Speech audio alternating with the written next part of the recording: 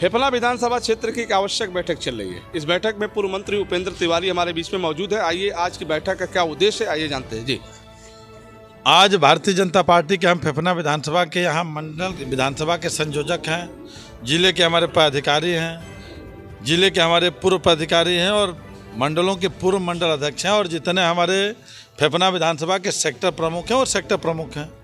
आज उनकी एक महत्वपूर्ण बैठक इसलिए बुलाई गई थी कि हम फेफना विधानसभा के वासी हैं और लगातार 2008 से ही फेफना विधानसभा के कार्यकर्ता और संगठन के लोग हमेशा 12-13 दिसंबर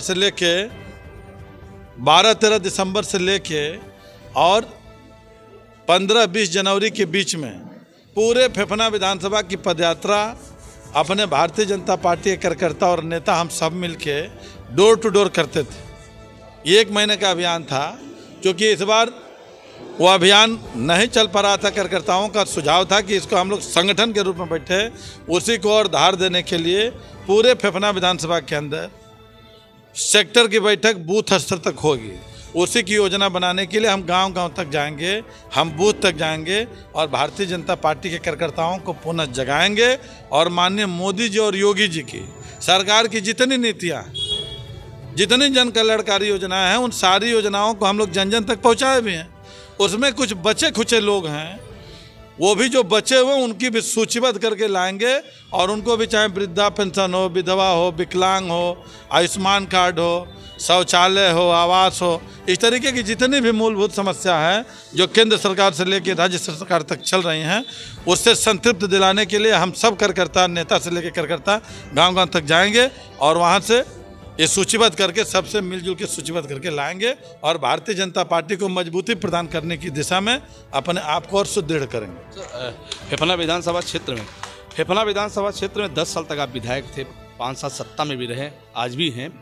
कुछ वादे थे, कुछ अधूरे कार्य थे, पूरे होने की संभावना है, उस पर लगेंगे, कैसे लगेंगे? फेफना विधानसभा के अंदर जितना हमने वादा किया था उससे कई गुना ज़्यादा हमने काम किया है और आज भी मैं जिम्मेदारी के साथ कर सकता हूँ कि हमसे पहले भी 24 साल तक लोग वहाँ मंत्री रहे, लंबा कार्यकाल मिला।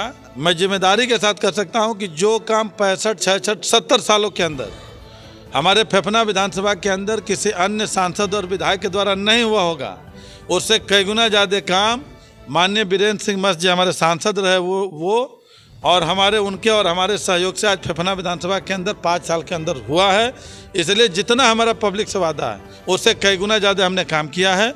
लेकिन हम भारतीय जनता पार्टी के सिपाही हैं, हम मोदी जी और योगी जी की नीतियों को जन जन तक पहुंचाना ये हमारे रग रग में है।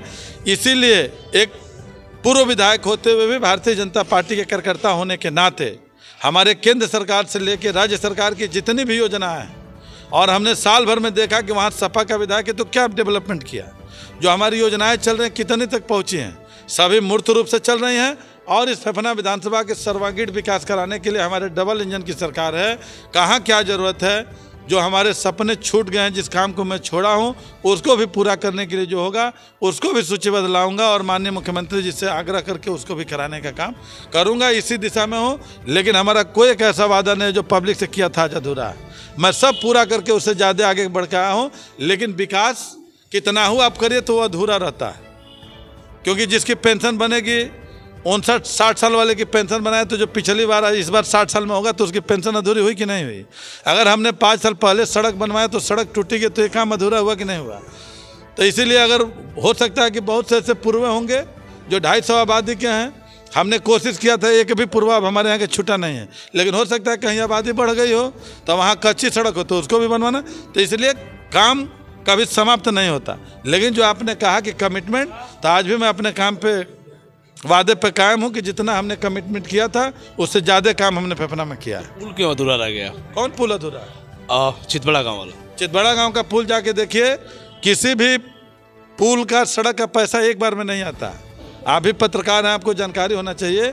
3 फेज 4 फेज में आता है, अभी तक शायद 2 फेज या 3 फेज का पैसा आ गया है और युद्ध स्तर पर चितबड़ा गाँव पुल का काम चल रहा है। और वही नहीं, फेफना विधानसभा में जो भी विकास की नींव हमने रखा है, कहीं कोई ब्रेक नहीं है, हर जगह प्रगत है। और जहाँ भी ब्रेक आएगा वहाँ पे उपेंद्र तिवारी मिलेंगे। कोई भी मिशन, वो हमारा काम नहीं है। हमको तो फेफना विधानसभा की जनता ने एक संवैधानिक रूप से अधिकार दिया था, और वो फेफना के लोगों के खून और पसीने की गाढ़ी कमाई का पैसा है, जो माननीय मुख्यमंत्री जी और प्रधानमंत्री जी के माध्यम से लेके आया हूँ और फेफना के लोगों के बीच में विकास करने के लिए लाया, और उसमें कोई बाधक नहीं होगा, और जो बाधक होगा उससे निपटने के लिए उपेंद्र तिवारी तैयार है।